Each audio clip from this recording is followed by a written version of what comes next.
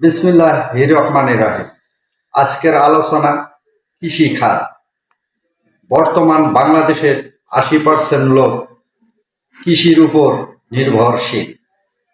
আমাদের দেশ কৃষি প্রধান দেশ হওয়া সত্ত্বেও কৃষক পাচ্ছে না কৃষি খাতের সুযোগ সুবিধা।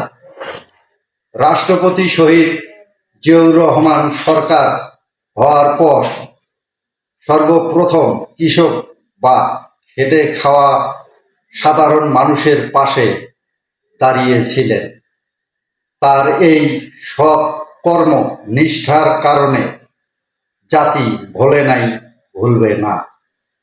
আমরা সাধারণ মানুষের পক্ষ থেকে জনাব তারেক রহমান সরকারকে উদাত্ত আহ্বান জানাব যে কৃষক বা খেটে খাওয়া মানুষের কৃষিপণ্য, রাসায়নিক সার, তেল, নিত্য প্রয়োজনীয় পণ্য সামগ্রিক ডিলারদের সিন্ডিকেট রোধ করে অসহায় কৃষকদের সাহায্য সহযোগিতার মাধ্যমে কৃষক বা খেটে খাওয়া মানুষের জীবনমান উন্নত করবে।